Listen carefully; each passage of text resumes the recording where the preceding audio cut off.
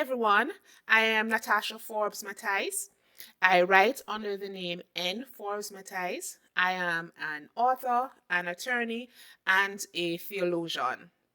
This morning, I am talking to you from a very heavy heart about some news that I read in the newspapers recently.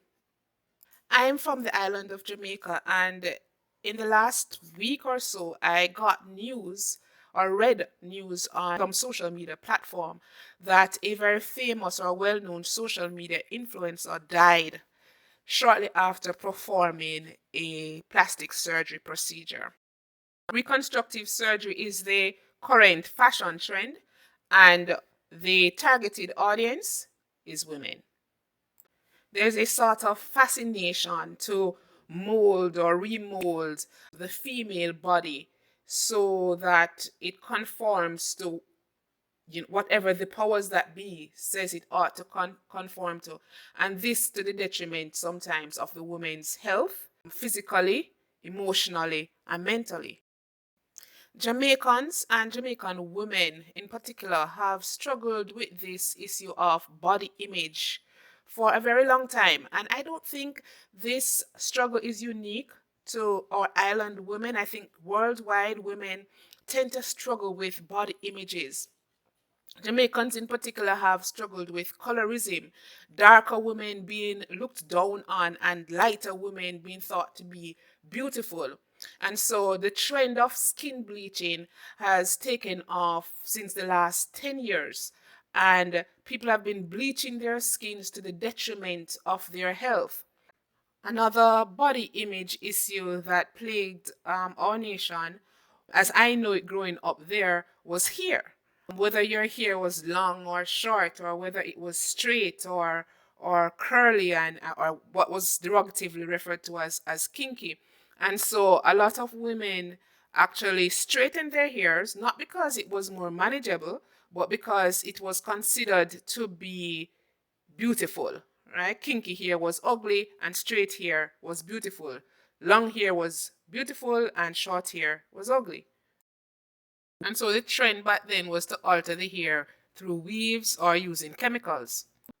And now the newest trend is to sculpt the body so that it resembles that of a movie star or some famous entertainment artist.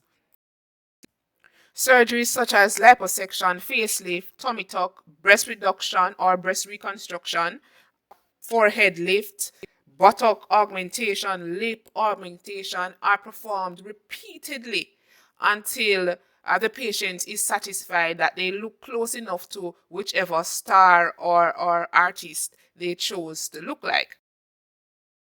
As a woman who believes that women have the right to do, for the most part, what they will with their bodies, I nonetheless am bothered with this trend.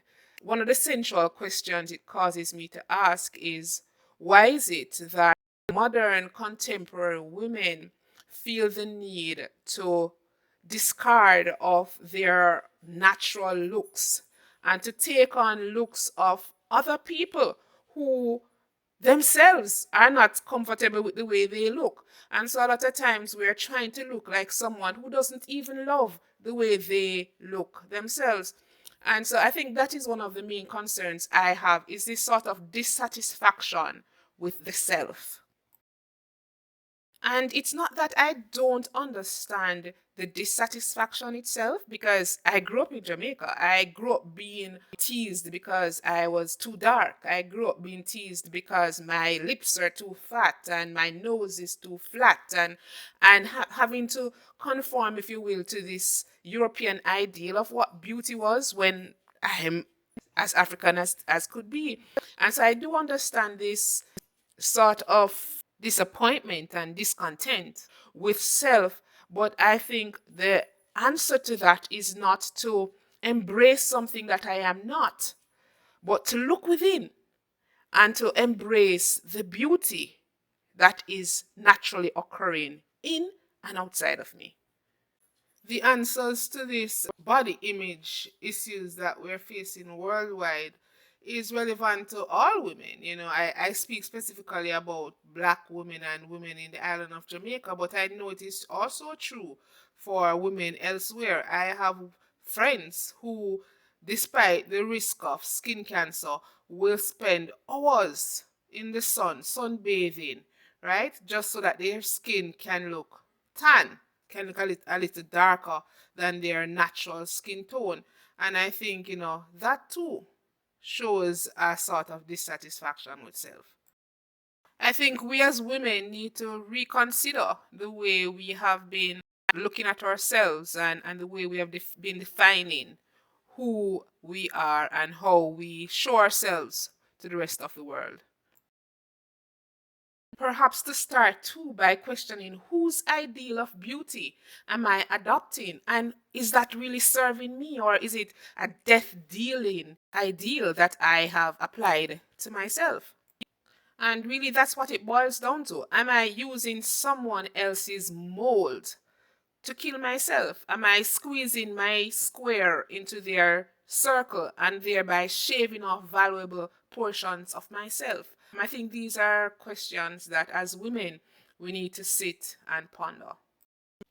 So today I want to offer some encouragement to women who do not feel that they look acceptable enough, that they feel that the way their nose or lips or butt or breast is shaped is not beautiful enough.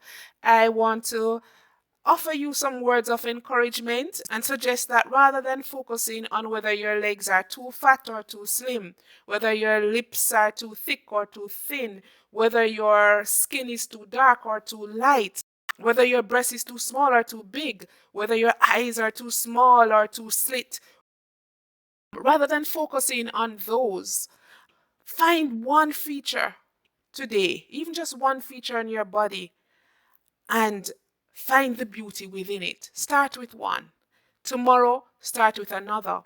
But I'm going to share with you also from my devotional journal, Woman, Wise Up, Rise Up. This devotion is day 2 of the devotional journal. It is entitled, I Am Woman, Bearer of God's Seal. In Psalm 139:14, it says, I praise you because I am fearfully and wonderfully made. Your works are wonderful. I know that full well. We ladies love our ornaments, but sometimes a piece of jewelry did its job and is done. Yet I find it difficult to part with a cherished piece. While it is easier to throw out an old watch that has been bought from a street side vendor, you can bet your last dollar that I would never part with a luxury watch. Not even if the face was cracked and it stopped ticking. It's never going into the trash. Why? Because luxury watches are well made. Each piece of brass, steel, gold, or titanium in them is high quality. Their designs are exquisite. Their manufacturing process is meticulous. And each luxury item proudly bears its maker's seal as a sign and guarantee of quality. No matter how old or rugged luxury jewelry are, they are heirlooms and keepers for life. They will always be repolished and adored.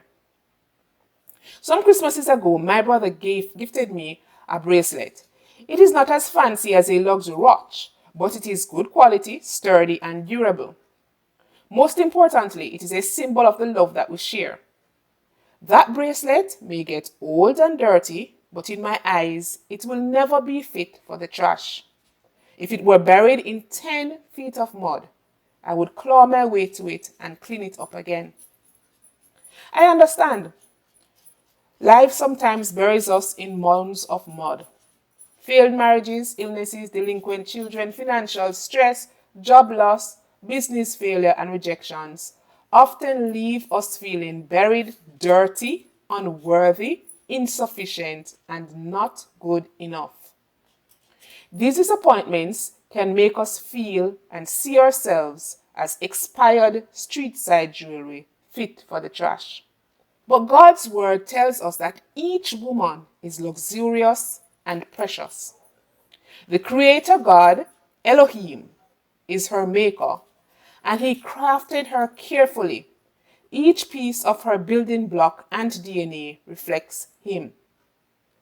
She is created in love and sealed by his mighty hands. She is his symbol of quality, and he treasures her. This year in 2023, remember that you are a designer's original. Choose to wise up and rise up. Break those societal beauty molds that you were never meant to fit in. Prioritize your health and wellness. Stand in your God-given beauty. To help yourself or a sister become the empowered woman that you were born to be, get a copy of the devotional journal Woman Wise Up, Rise Up, now available on Amazon.com.